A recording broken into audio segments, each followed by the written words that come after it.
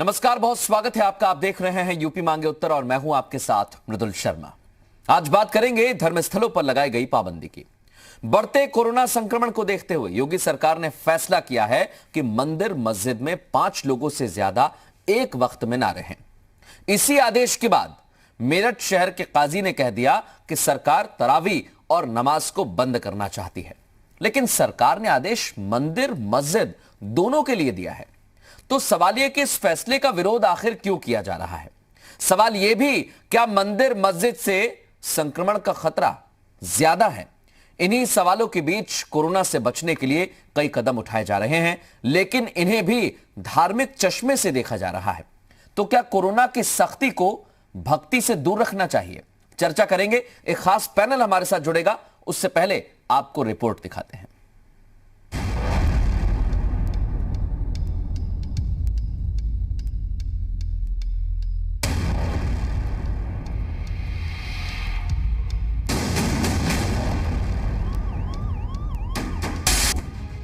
Corona की दूसरी लहर का कहर पूरे देश में देखने को मिल रहा है। देश भर से ऐसी ऐसी तस्वीरें सामने आ रही हैं जो सिस्टम पर सवाल खड़े कर रही हैं। इसी को देखते हुए प्रदेश सरकार ने भी सख्ती बढ़ाने के आदेश दे दिए हैं। सीएम योगी ने बैठक कर साफ कर दिया कि कोरोना के बढ़ते मामलों पर बरती जाए सावधानी, ज्यादा से ज्यादा टेस्टिंग पर किया जाए फोकस, वैक्सीनेशन की रफ्तार को भी बढ़ाया जाए, धार्मिक आयोजनों पर भी लगाई जाए पाबंदी, मंदिर और मस्जिद में 5 से ज्यादा लोगों की एंट्री नहीं। जैसे ही ऐलान हुआ कि संख्या 5 से ज्यादा नहीं होगी, इसे धार्मिक चश्मे से देखने में मौलानाओं ने देर नहीं की। मेरठ के शहर काजी ने इसे लेकर आक्रोश जताते हुए आरोप लगा दिया कि तरावी और नमाज को बंद करने की कोशिश की जा रही है।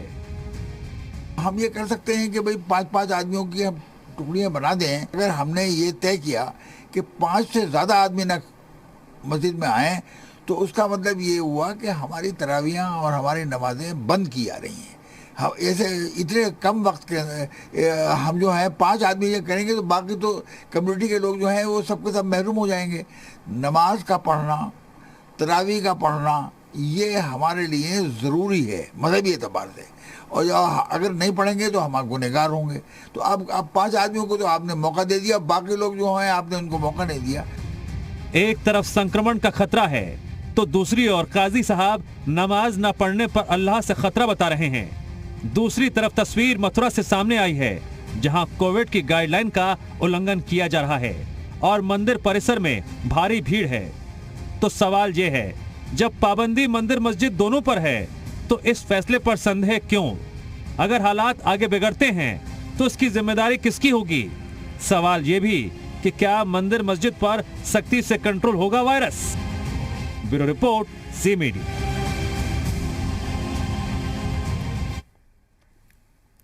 और सीधे रुख करेंगे, खास मेहमान हमारे साथ जुड़ गए। मनीष शुक्ला साहब जुड़ चुके हैं, भारतीय जनता पार्टी का पक्ष रखेंगे। अनुराग भदौरिया हमारे साथ जुड़ गए, समाजवादी पार्टी का पक्ष रखने के लिए मौजूद हैं। जावेद अहमद साहब जुड़ गए, कांग्रेस का पक्ष रखेंगे। और हाजी हसन साहब इस्लामिक स्कॉलर के तौर पर हमारे साथ जुड़े हुए हैं। संत बालक दास हमारे साथ जुड़ गए हैं, पातालपुरी मठ के पीठाधीश्वर हैं। आप सभी का बहुत स्वागत है यूपी मांगे उत्तर में।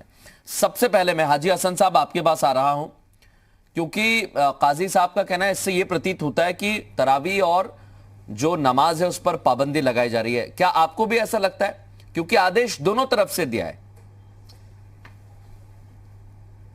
देखिए, आदेश मुख्यमंत्री की तरफ से आया है और काजी साहब शायद इकलौते हिंदुस्तान भर में, प्रदेश भर में इकलौते एक ऐसे आदमी है जिनको आपत्ति है। और ये आपत्ति सरासर गलत है। कहीं कोई नमाज पे, कहीं तरावी पे कोई पाबंदी नहीं लगा रहा है। इस वक्त हालात को देखते हुए जो ज़रूरी है, मुनासिब है, वही हमारी सरकार कर रही है। इसका खैर मकदम करना चाहिए और प्रशासन के साथ और सरकार के साथ पूरा सहयोग करना चाहिए। जब हम जिएंगे तो हम तरावी भी पढ़ेंगे, नमाज भी पढ़ेंगे। और नमाज पढ़ने पाबंदी नहीं, मस्जिद में एक टाइम में 5 आदमी अगर कहे जा रहे हैं तो बिल्कुल किसी को कोई आपत्ति नहीं होनी चाहिए। हाँ, ये बेहतर है कि आप अपने प्रशासन से कहिए कि हमारी मस्जिद का साइज बहुत बड़ा है, उसमें 8-10 हो सकते हैं, दूर दूर हो सकते हैं। लेकिन ये कहना कि नमाज पे पाबंदी लगाई जा रही है, तरावी पे पाबंदी लगाई जा रही है, सरासर गलत है। और ये वही लोग कह सकते हैं जो धर्म की राजनीति करते हैं, वरना बिल्कुल नहीं है। ये इस वक्त के हालात को देखते हुए बिल्कुल सही कदम है। बिल्कुल, आप इसे सही मानते हैं। लेकिन जो शहर काजी हैं उन्होंने इसे गलत बताया और आपने कहा कि एक ही शख्स वो होंगे जो इसे गलत बता रहे हैं। मैं मनीष शुक्ला जी आपके पास आ रहा हूं, क्योंकि बहुत सारे आपने भी तस्वीरें देखी होंगी, क्योंकि यही वक्त था, पिछले साल भी बहुत कुछ ऐसा हुआ जिसको लेकर सवाल खड़े हुए। क्या अभी जो ये फैसला लिया गया है, जो अभी मेरठ के शहर काजी कह रहे हैं, हालांकि उन्होंने ही अभी कहा, इसके अलावा किसी ने नहीं कहा, आपको लगता है ये ठीक फैसला है? जैसा हाजी हसन कह रहे हैं सरकार ने अच्छा फैसला लिया है, धार्मिक आयोजनों पर अभी तुरंत पाबंदी लगा देनी चाहिए। देखिए, जो कोरोना लहर दूसरी लहर है, इसका संक्रमण बहुत तेजी से फैल रहा है और संक्रमण न फैले, जीवन सुरक्षित हो, इसके लिए सरकार लगातार कदम उठा रही है। तमाम जिलाधिकारियों को ये अधिकार दिए गए हैं कि अगर आवश्यकता पड़े तो कर्फ्यू लगाए, रात का कोरोना कर्फ्यू लगा सकता है। उसी तरह एक आदेश ये भी दिया गया है कि धार्मिक स्थलों पर एक साथ 5 लोगों से ज्यादा का एकत्रीकरण न हो। और ये धार्मिक अगर कहा गया है तो ये सभी धर्मों के लिए लाना है, न हिंदू के लिए अलग से है, न मुसलमान के लिए अलग से है, न सिख के लिए अलग से है। और हमको लगता है कि संक्रमण की भयावहता को देखते हुए इसमें किसी और एंगल को देखने की आवश्यकता नहीं है।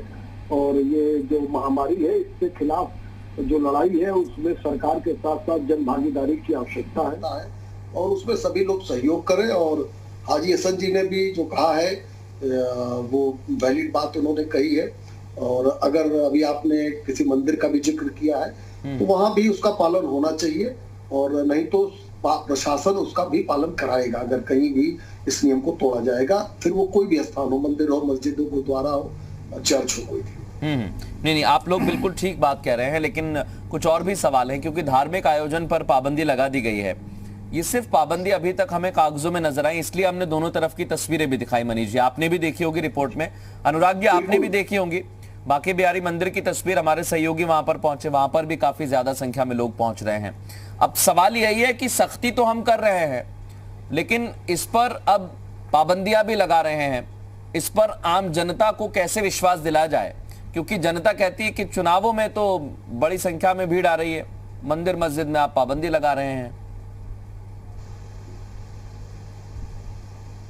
भदौरिया जी, आपकी आवाज मुझ तक पहुंच नहीं रही है, एक बार अभी आ रही है? जी सुन रहा हूं, अब ठीक, अब सुन पा रहा हूं, कहिए। मैंने कहा, आपने बिल्कुल सही कहा कि जनता को तो सरकार का जो कार्यकलाप है वही दिखाई देगा। अब जनता देख रही है कि चुनाव में आप 50-50 लाख 2 लाख की भीड़ हो रही है, वहां पे चुनाव चल रहा है, और इधर आप दूसरी चीजों पाबंदी लगाएंगे तो फिर ये मैसेज अच्छा नहीं जाता है। सरकार को भी तो उस तरह का काम करना पड़ेगा जो मैसेज जाए सही तरीके से। भाई आप क्यों चुनाव की रैलियों में इतनी भीड़ करवा रहे हैं, और क्यों इतनी भीड़ हो रही है जहां पे देश के बड़े बड़े नेता भारतीय जनता पार्टी के जाके भाषण दे रहे हैं? एक बात। दूसरी बात, जैसा आप समाज के अंदर में, जैसा आप चूंकि आप उच्च पद पे बैठे जो भारतीय जनता पार्टी के मुख्यमंत्री या और मंत्री हैं, अगर वो रैलियों में जाके भीड़ करेंगे, उसके बाद बोलेंगे नहीं, जनता से बोलेंगे आप इसका अनुकरण करो, तो कैसे होगा? आपको पहले आप अपना एक उदाहरण पेश करना पड़ेगा ना। आपको कहना पड़ेगा जिस रैली में भीड़ आएगी हम उसमें भाषण नहीं देंगे, हम उसमें रैली नहीं करेंगे, जाके हम नहीं बोलेंगे उसके अंदर में। तो ऐसा कहना चाहिए, क्योंकि हमें जनता सबसे पहले जरूरी है। बिल्कुल सही कहा, जब हमारी जिंदगी होगी तो चुनाव भी होंगे, तब ये सारी चीजें भी होंगी, तब यहाँ पे सरकारें भी आएंगी जाएंगी। अब लाशों पे तो सरकारें बनेंगी नहीं, या यहाँ पे जनता ही नहीं होगी, तो किसके ऊपर सरकार बनाना चाहोगे? तो सरकार बनाने के लिए भी तो जनता की जरूरत है।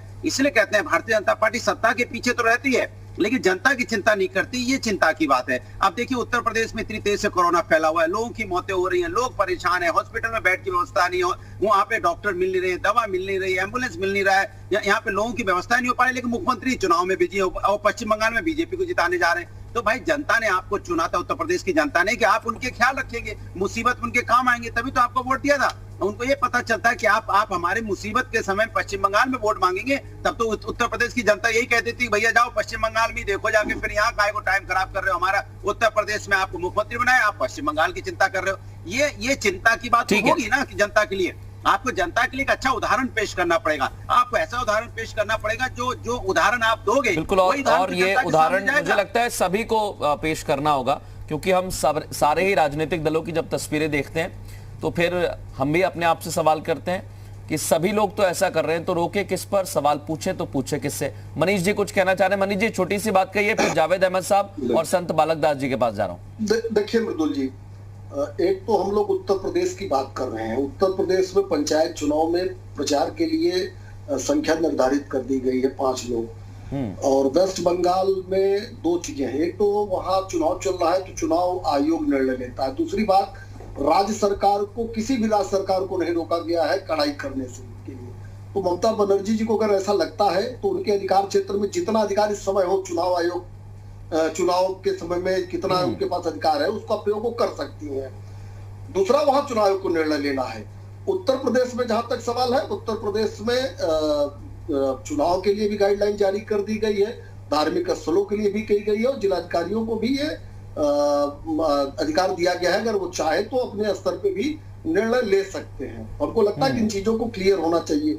ठीक है। और अगर पश्चिम बंगाल में भारतीय जनता पार्टी के लोग रैली कर रहे हैं तो सभी दलों के लोग कर रहे हैं। स्वयं जयप्रदा जी भी जाके कर रही है, जो समाजवादी पार्टी में आफत आएगी तो आपके बाहर की मदद करेंगे, घर की पहले मदद करेंगे। अनुराग जी देखिए, आज किसी मदद करने की जरूरत नहीं है।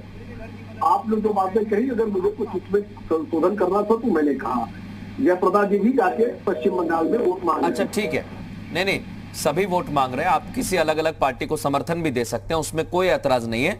लेकिन जैसा मनीष जी ने कहा, चुनाव आयोग फैसला लेगा। अनुराग जी एक सेकंड, संत बालक दास जी कुछ कहना चाह रहे हैं। अनुराग जी एक सेकंड, मैं आपको दूंगा काउंटर का मौका। और बोलो भैया कि उत्तर प्रदेश किसी और के हवाले कर दो, कम से कम उत्तर प्रदेश की देख। मैं उत्तर प्रदेश को आप छोड़ के चले जाते हो प्रचार। एक सेकंड अनुराग, यही सवाल है, क्या वाकई उत्तर प्रदेश में स्थितियां ऐसी है? बालक दास जी, आपको लगता है कि धार्मिक स्थलों पर पाबंदी ठीक लगाई है? क्योंकि काजी साहब तो कह रहे हैं कि ये तो तरावी और नमाज पर पाबंदी है, आपको भी लगता है आरती पर पाबंदी लगा दी? देखिए, ऐसा है कि ये नहीं, ये धर्म विशेष पर नहीं पाबंदी है। पहली बात तो इस बात को समझ लिया जाए कि जो पाबंदी लगाई गई है वो हिंदू और किसी भी धर्म के लोग हों सबके लिए लगाई गई। मंदिर में भी लगाई गई है, चर्च के लिए भी लगाई गई, मस्जिद के लिए लगाई गई, सबके लिए लगाई गई। लेकिन इसके बावजूद एक बात जो अभी लोग कह रहे हैं कि चुनाव में भीड़ हो रही, बिल्कुल निश्चित रूप से चुनाव में भीड़ हो रही, लेकिन समस्या इस बात की कि हर पार्टी के चुनाव लड़ रहे लोग ना, केवल बीजेपी तो नहीं लड़ रही, प्रचार में सारे पार्टी के लोग जा रहे हैं। अच्छा, दूसरी बात मैं कहना चाहता हूं कि धर्म स्थलों में ही कोरोना क्यों ज्यादा लोगों को दिख रहा है, इस चीज पर भी थोड़ा ध्यान देना चाहिए। आप शराब की दुकान में चले जाओ, शराब की दुकान में लाइन लगी हुई है, वहां कोई दिक्कत नहीं हो रही, कोरोना वहां से नहीं हो रहा। लेकिन जहां भागवत कथा हो रही, राम कथा हो रही है, मठ मंदिर में लोग जा रहे हैं श्रद्धा पूर्वक, और जबकि वहां पर गाइडलाइन के साथ अगर जाना चाहते हैं लोग कि मास्क लगा के जाएं, सैनिटाइज करके जाएं, तो भी पाबंदी है। इस पर थोड़ा हमारा भी विरोध हो सकता है, क्योंकि अगर पाबंदी है, हम सरकार के साथ खड़े हैं, क्योंकि ऐसी बड़ी महामारी आई है जो कि जानलेवा है। हम इसके लिए जो भी सरकार की गाइडलाइन उसके लिए तैयार है, परंतु वह गाइडलाइन सब पर लागू होना चाहिए, चुनाव पर भी लागू होना चाहिए, शराब पर भी लागू होना चाहिए, यही अहम बात है बालक दास जी। ऐसा नहीं कि आप धर्म स्थलों पर पाबंदी कर दो, शराब के लिए आप खोल दो और चुनाव के लिए खोल दो, लाखों की लाखों भीड़ हो रही, ये थोड़ा कष्टदायक हो रहा है, इसलिए हम लोग आहत हैं।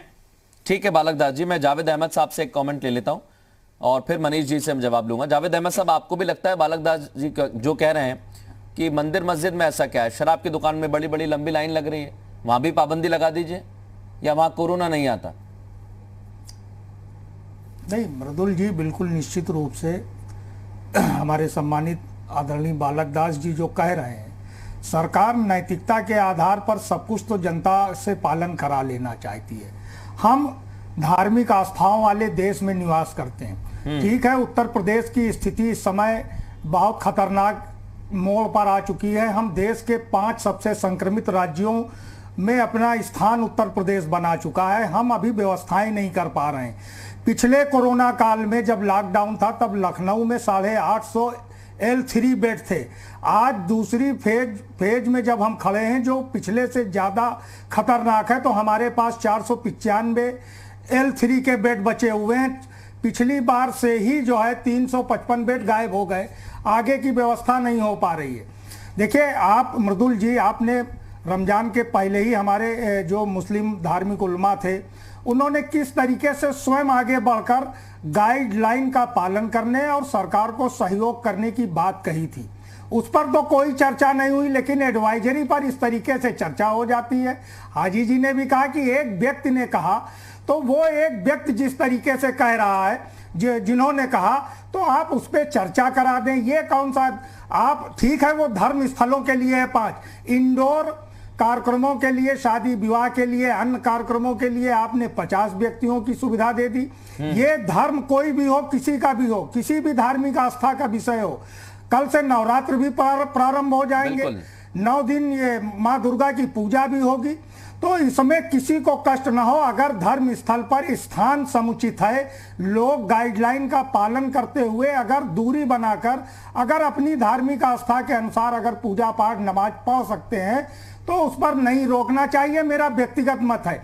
लेकिन जहां तक सवाल है इस बात का कि सरकार भी तो कुछ अपने आप के आचरण में सुधार करे। बालक दास जी ने शराब ठेकों की बात की, सरकारी बसों की रोडवेज की क्या स्थिति है, ठसाठस बसें भर के आ रही हैं, कहां पर फिजिकल डिस्टेंसिंग का पालन हो रहा है, मास्क नहीं है, रोडवेज की बसों का सैनिटाइजेशन नहीं हो पा रहा है, हो ही नहीं रहा है, हो क्या पा रहा है, कहीं पर कोई व्यवस्था नहीं है। सरकार भी तो अपने उस आचरण में सुधार करे कि वो केवल रेवेन्यू इकट्ठा करने का काम करेंगे और जनता से बार बार कहेंगे कि आप नैतिकता के आधार पर आप गाइडलाइन का पालन करिए। सरकार की भी तो कुछ संवैधानिक जिम्मेदारी है। ट्रेनें उसी तरीके से चल रही हैं, एक भी बर्थ खाली नहीं है, फ्लाइट में जगह नहीं है, बसों में जगह नहीं है। तो कम से कम आप देखिए, परिवार के, मैंने पिछली डिबेटों में भी कहा है कि ये राजनीति का विषय नहीं है, ये समाज को संक्रमण से बचाने का गंभीर मामला है। नहीं बिल्कुल सर, ये गंभीर मामला है, लेकिन ओछी बयानबाजी हम जावेद अहमद साहब किस किस की गंभीरता को तय करें, ये उचित नहीं है। हम सरकार की गंभीरता को तय कर देते हैं। देखिए मृदुल, हम मंदिरों में गंभीरता को तय कर देते हैं, लेकिन फिर कहते हैं शराब ठेकों का क्या, चुनाव में क्या? पिछला लॉकडाउन हुआ, जनता ने सहयोग नहीं किया, पूरी तरीके से त्याग किया जनता ने। आज भी जनता त्याग कर रही है, लेकिन जो आचरण परिवार के मुखिया का होता है, राजा का होता है, वो भी बहुत महत्वपूर्ण होता है कि जब राजा ये चाह रहे हैं कि जनता जो है पूरी तरीके से पालन करे, तो उसमें कुछ लोग फिर इसलिए विरोध पर आ जाते हैं कि आपकी रोडवेज बसों में तो पालन नहीं हो रहा फिजिकल डिस्टेंसिंग का, नहीं, ट्रेनों में वही पालन मैं कहना नहीं हो चाह रहा हूं ना जावेद अहमद साहब, में पालन नहीं हो रहा है, मैं वही कहना चाह रहा हूं, पालन नहीं हो रहा। मुझे लगता है कि आपने सुना होगा मेरा सवाल, मैंने मनीष जी से वही पूछा, एक बार मैं फिर दोहरा के पूछता हूं। मनीष जी, वही है कि आपने तो पाबंदियां लगा दी, लेकिन फिर जो आम आदमी है वो अपने आप से पूछता है क्या मैं ही दिख रहा हूं पाबंदी लगाने के लिए, आपको सारी चीजें और नहीं दिख रही हैं। वही जावेद अहमद साहब जिक्र कर रहे हैं कि पाबंदियां तो लगाइए, बहुत अच्छी बात है, लेकिन कहां तक, इसकी सीमा कहां तक होगी? कभी काजी साहब कह देंगे, कभी बालक दास जी आवाज उठाएंगे। फिर देखिए, गाजीपुर से गाजियाबाद तक की अगर हम बात करें, यानी उत्तर प्रदेश की हम बात करें, तो चुनाव में प्रोटोकॉल तय कर दिया गया है, बिल्कुल ठीक, स्थलों पर भी कर दिया गया है, शादी विवाह का भी कर दिया गया है। कुछ शक्तियां जिलाधिकारियों को डेडिकेट की गई हैं कि अगर आपको आवश्यकता पड़े तो आप निर्णय लीजिए, हॉस्पिटल्स फिर से शुरू किए जाएं। देखिए, एक व्यवहारिक बात समझना पड़ेगा कि कई जिलों में 0 कोरोना मरीज आना शुरू हो गए थे, लखनऊ में भी ना के बराबर मरीज आ रहे थे। तो जो प्राइवेट हॉस्पिटल्स होते हैं उनकी भी एक सीमा होती है कि वो हॉस्पिटल को खाली करके कोविड हॉस्पिटल के लिए नहीं रख सकते थे। हाँ, पिछली बार और इस बार में अंतर ये है कि अचानक कोरोना का विस्फोट हुआ।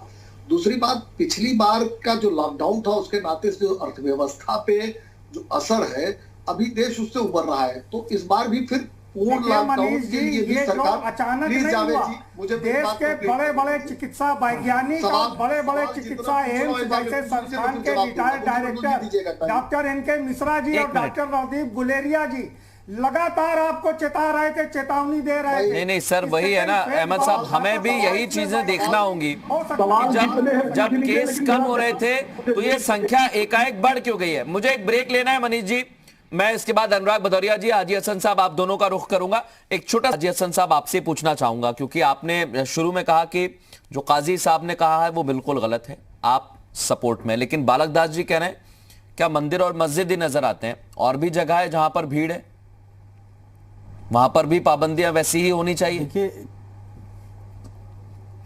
बिल्कुल बालक दास जी भी ठीक कह रहे हैं कि सब जगह होनी चाहिए, लेकिन हम गलत को गलत से करके जस्टिफाई नहीं कर सकते। अगर भीड़ चाहे बाजार में हो, चाहे रैली में हो, चाहे मंदिर में हो, चाहे मस्जिद में हो, चाहे घर में हो, चाहे आप अपने घर में कोई कार्यक्रम करके लोगों को इकट्ठा कर लें तो भी गलत है, चाहे आप रैली करें तो भी गलत है, और चाहे आप जहां भी हो, अस्पताल में जो भीड़ लग रही है, व्यवस्था नहीं है, वो भी गलत है। वहां भी सोशल डिस्टेंसिंग होनी चाहिए।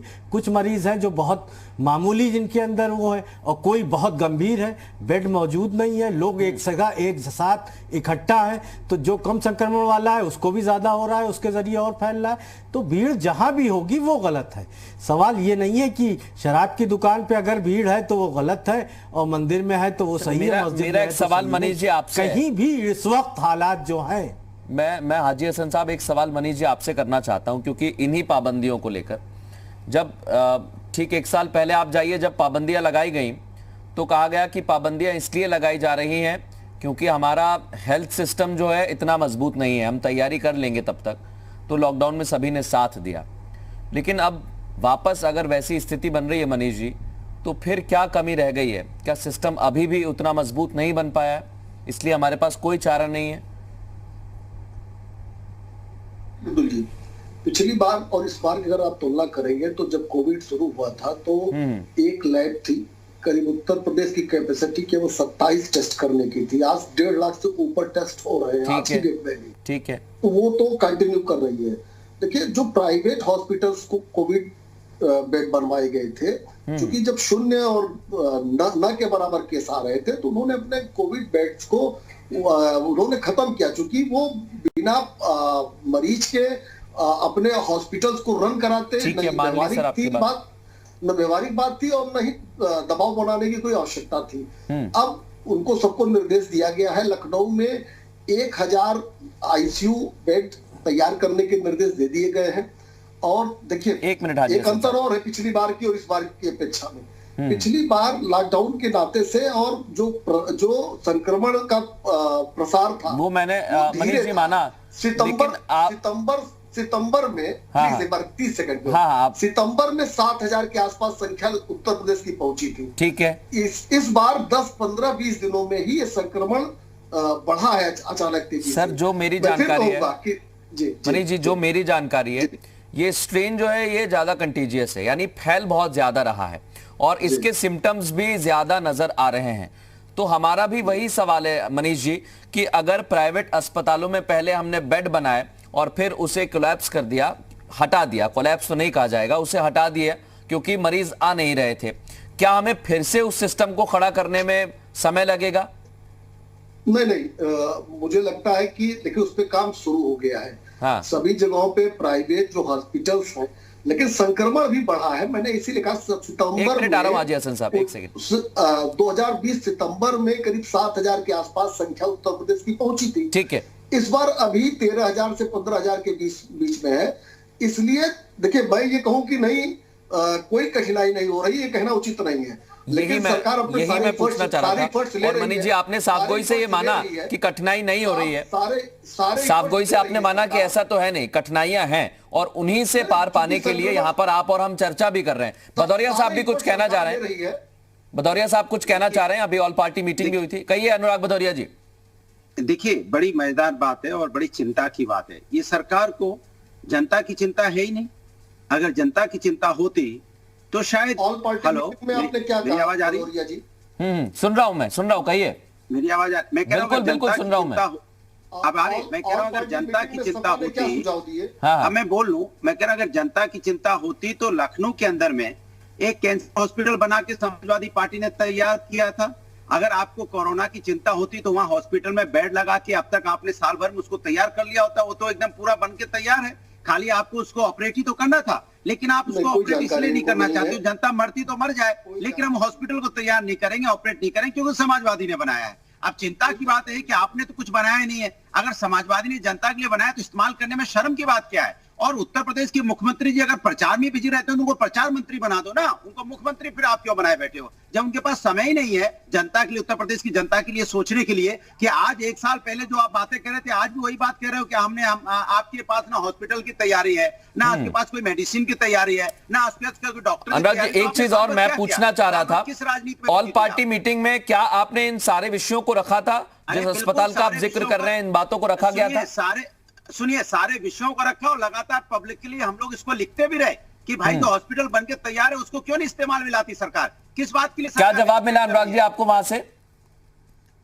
कोई जवाब नहीं, सुन। अरे इनका जवाब क्या है? इनका जवाब तो एक ही चीज है कि जाति धर्म की राजनीति करो, जनता मरती तो मरती रहे, उसकी चिंता कहाँ है इनको? अगर चिंता होती तो आज सोचिए, मैं आपके चैनल के माध्यम से कहता हूं, क्या मुख्यमंत्री जी को सुनाई नहीं दे रही होगी बात जो हम आप कर रहे हैं कि हॉस्पिटल बनने तैयार है? क्यों नहीं इसको कोविड हॉस्पिटल में बदल देते आज आप? क्योंकि जनता की मौत से ज्यादा जरूरी है आपको अपना स्वाभिमान। आपको लगता है कि समाजवादी ने बनाया तो उसको भी इस्तेमाल करने में शर्म की बात है क्या? लोगों की मौत हो रही है। ये सवाल, इसका जवाब शायद मनीष जी देना चाह रहे हैं, और उसके बाद हम हाजी हसन साहब, बालक दास जी और जावेद अहमद साहब तीनों के पास आ रहा हूं सर मैं। प्लीज मनीष जी, पूछिए क्यों नहीं उसका इस्तेमाल कर रहे हैं? देखिए मृदुल जी, एक तो 1000 बेड और बने, इसके लिए सरकार काम कर रही है। कैंसर हॉस्पिटल कितना बना के दिए चाहिए, अगर हम उससे जाएंगे तो बात राजनीतिक हो जाएगी।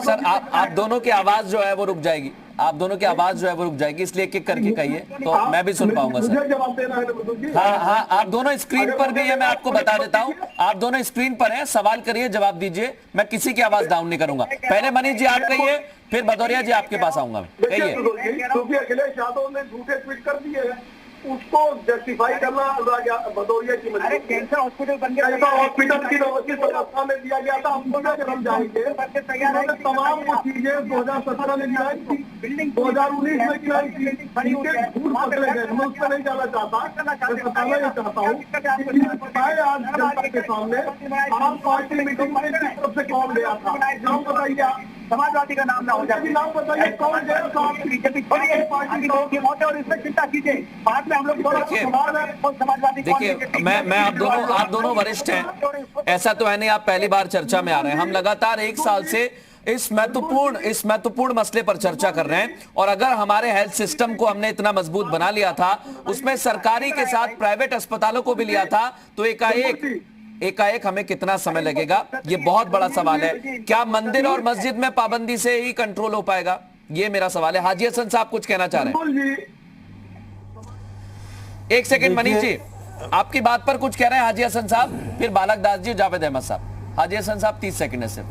देखिए पहली चीज तो ये कि अचानक कुछ नहीं हुआ है, हमें पता था, बहुत अच्छे से पता था कि ये दिन आने वाले हैं। पहले ही हमारे एम्स के डायरेक्टर ने और बहुत से संस्थानों ने घोषणा कर रखी थी कि मई 2021 इसका पीक होगा सेकेंड वेव का, और ये हालात बहुत भयावह होंगे। आज की डेट में लखनऊ में कहीं गंभीर मरीज को एडमिट करने के लिए कोई बेड नहीं बचा है। भाई हमने रेलवे में हमने 300 बेडों की 2-2 लाख रुपए में जो बोगियां तैयार की थी वो कहां चली गई?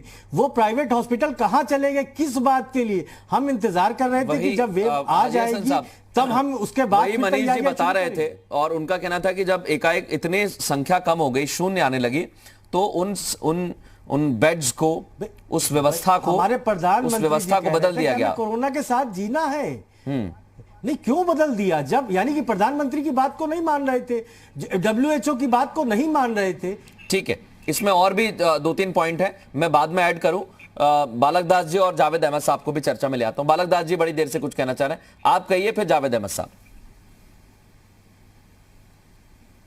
मैं ये कहना चाह रहा हूँ, देखिए हर चीज की राजनीति यहाँ पर नहीं लेना चाहिए, जैसा कि अभी सपा के प्रवक्ता साहब कह रहे हैं। मेरे कहने के बाद सरकारें सब आई हैं, सारे सरकारों ने देखा है किसकी व्यवस्था कौन ने क्या किया क्या नहीं किया। वर्तमान में सरकार चिंतित है कि नहीं? चिंतित है, परंतु जहां तक जो नीतियां होती हैं कि ये मंदिर और मस्जिद में जो चीजें होती हैं कि धार्मिक अनुष्ठानों को बंद कर दिया जाए, मैं केवल यहाँ पर बात करना चाहता हूँ। हम सरकार के साथ खड़े हैं। अगर कोई भी कोरोना जैसी महामारी आई है और उससे अगर देश को नुकसान हो रहा है, उससे लोग परेशान हैं, तो सारे धर्म स्थल साथ में खड़े हैं और खड़े रहेंगे लेकिन परंतु यह बात है कि वह काम हर जगह लागू होना चाहिए। वह कानून से आपका चुनाव भी लागू होना चाहिए, वह कार को जो है आपके शराब के ठेके पर भी लागू होना चाहिए। तो धर्मस्थल भी क्यों नहीं, धर्मस्थल तब भी निभाया और आज भी निभाएंगे और हर समय खड़े रहे, क्योंकि हम लोग समाज सुधारक हैं और समाज के शुभचिंतक हैं। तो निश्चित रूप से समाज का जिससे भी भला होगा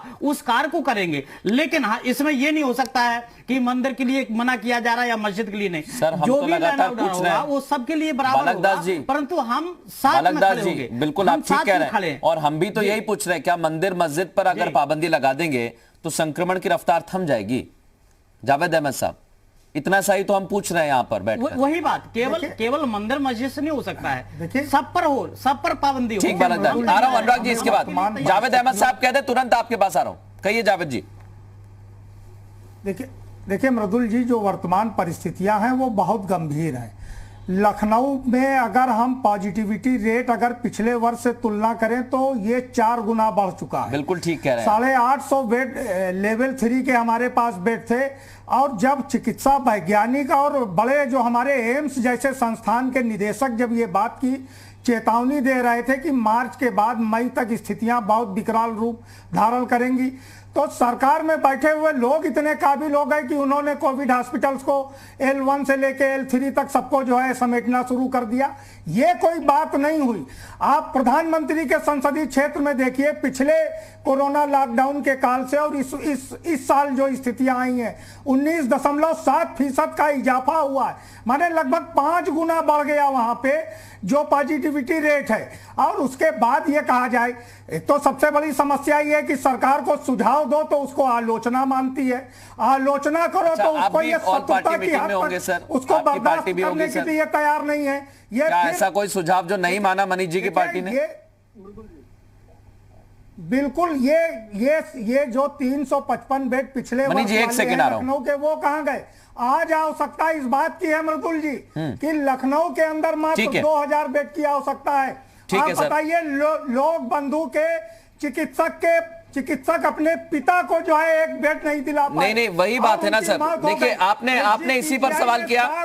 भदौरिया जी भी कुछ कहना चाह रहे हैं, उनको भी ऐड कर लेता हूं। फिर मनीष जी आप इकट्ठा जवाब दे दीजिएगा। मनीष जी, मैं आप इकट्ठा जवाब दे देना। भदौरिया साहब भी कुछ कह रहे हैं, वो भी आपसे कुछ ना कुछ पूछेंगे। आपको समय दूंगा मैं 1 से 1.5 मिनट का। कहिए भदौरिया। देखिए आपने देखा कि पिछले साल कोरोना हुआ था तो समझ में आता था कि चलो पहली बार हुआ है, सरकार प्रिपेयर नहीं है। 1 साल हो गया, 1 साल से सभी लोग यही बातें कह रहे थे कोरोना भय आने वाला है, बहुत तेजी से आने वाला है, आप इसकी तैयारी कीजिए। तो सरकार ने तैयारी क्यों नहीं की? एक बात। दूसरी बात, सरकार तैयारी कहां से करेगी? सरकार यहाँ पे अधिकारियों के भरोसे सरकार बैठी है। एक अधिकारी डीएम भी है, वो एनडीए का वीसी भी है। उसके बाद फुर्सत कहाँ? उत्तर प्रदेश लखनऊ पे। हमें एक एग्जाम्पल दे रहा हूँ, आपके पास आप अधिकारी को 3 पोस्टिंग 4 पोस्टिंग आप देके रखोगे तो वो कहाँ से यहाँ की समस्या का समाधान करेगा? सब तो अधिकारी खुश करने में लगे, मुख्यमंत्री खुश करने में लगे अपने क्या कहते हैं जाके दूसरे प्रदेशों में प्रचार करके। तो उत्तर प्रदेश की जनता कहाँ जाएगी? उत्तर प्रदेश की जनता के लिए आपने क्या किया? इतने दिन में आपने कौन सा हॉस्पिटल बना के तैयार करके 1 साल के अंदर आपने किसी को तो कोई प्राइवेट जगह लेके या कोई बिल्डिंग लेके आप टेम्परेरी हॉस्पिटल बना के कम से कम इमरजेंसी के लिए तैयार? बिल्कुल, ये इसका जवाब मनीष जी। एक तो तैयारियों को लेकर सवाल, दूसरा ये कि जब घूम फिर के अगर हम तैयारियों को देखें और उसे वापस हमें करना होता है, फिर हम पाबंदियां लगा देते धार्मिक स्थलों पर। देखिए मृदुल जी, मैं 2 बातें कहना चाहता हूँ। एक तो ऑल पार्टी मीटिंग में कांग्रेस और बीएसपी के जो प्रतिनिधि थे उन्होंने सरकार की जो कार्रवाई है, जो सरकार की तैयारी है, उससे संतोष जताया। चैनल पर बैठ के दूसरी बात कह रहे हैं। हमने कहा बिल्कुल झूठ है। हमारे जो कांग्रेस के प्रतिनिधि थे, प्रदेश उपाध्यक्ष, विधायक, वो मौजूद थे, उनका बयान भी है। आप नहीं चाहते? नहीं, अभी उन्होंने कुछ चाहते हैं करना, कुछ चाहते नहीं है। नहीं, वो उस पर ही जवाब दे रहे हैं जावेद साहब। स्वीकार करने को तैयार नहीं। आप दोनों की बात का जवाब देंगे, और नहीं देंगे तो मैं वापस पूछूंगा। नहीं देंगे तो मैं वापस पूछूंगा जावेद साहब, नहीं देंगे तो मैं वापस पूछूंगा। आप निश्चिंत रहिए। नहीं, निश्चिंत रहिए सर, वो वही बता रहे हैं। नहीं देंगे तो मैं वापस पूछूंगा। अनुराग भदौरिया जी चैनल पे मौजूद है और 24 घंटे में रिपोर्ट देने की और उसने निर्देश दिया गया नहीं करना चाहते।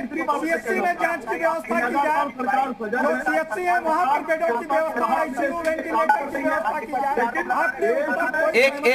एक एक करके सर प्लीज। देखिए, फिर वही